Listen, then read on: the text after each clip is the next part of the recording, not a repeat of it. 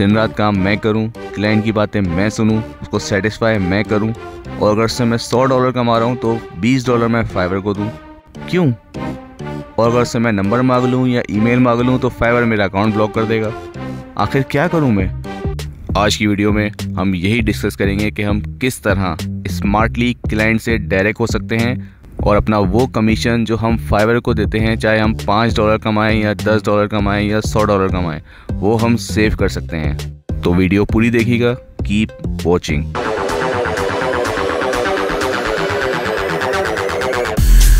अस्सलाम वालेकुम, मैं हूं आपका वीए, और जो भी फाइवर पे काम कर रहे हैं उनको मालूम है कि हम कितना भी कमाएं 20% हमें फाइवर को देना पड़ता है।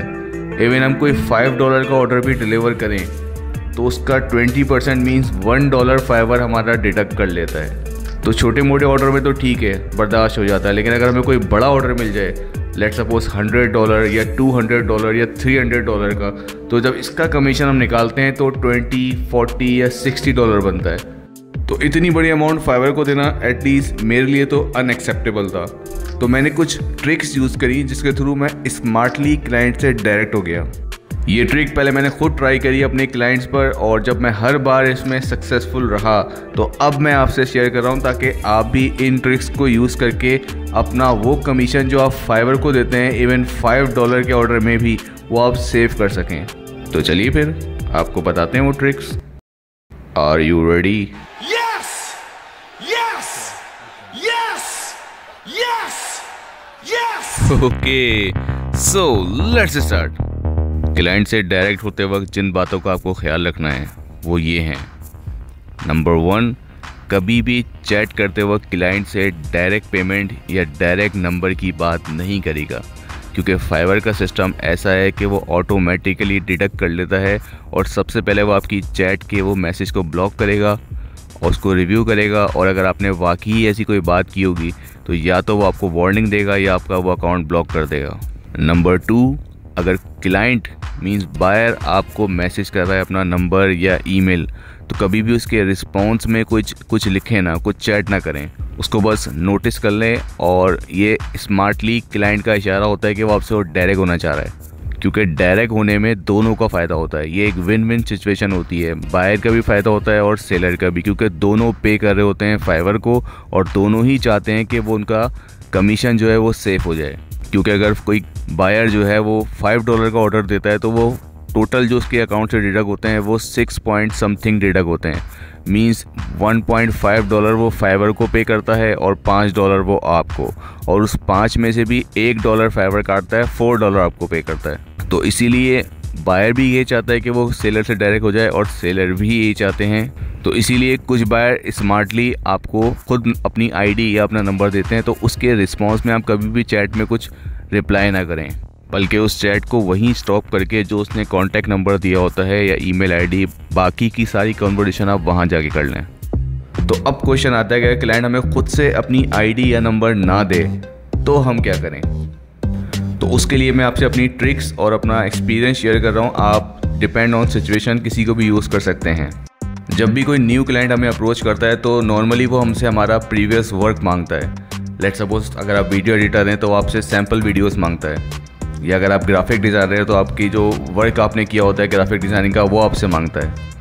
तो नॉर्मली मैं क्या करता हूँ कि उस वर्क में अपनी ईमेल आईडी लिख देता हूँ, लेकिन वो भी क्लियरली नहीं लिखता हूँ। मैं इस तरह लिखता हूँ जैसे अगर मेरी आईडी है virtualassistant2030@gmail.com, तो मैं virtualassistant2030 पूरा लिखता हूँ। उसके बाद @ में मैं वर्डिंग में लिख देता हूँ AT@ और उसके बाद स्पेस दे के G, उसके बाद स्पेस दे के MAIL, यानी स्पेस दे के पूरा लिखता हूँ, और .com मैं नहीं लिखता हूँ।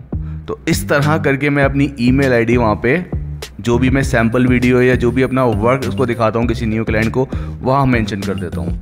चैट में भी मैं अपनी आईडी लिखता हूँ, लेकिन @gmail.com मैं नहीं लिखता हूँ, सिर्फ अपनी आईडी लिख देता हूँ। लेट सपोज virtualassistant2030 ये लिख के एंटर कर देता हूँ, तो उसके लिए इशारा होता है। तो ये तो हुआ फर्स्ट टाइम जब मैं किसी नए क्लाइंट से डायरेक्ट होने की कोशिश करता हूँ।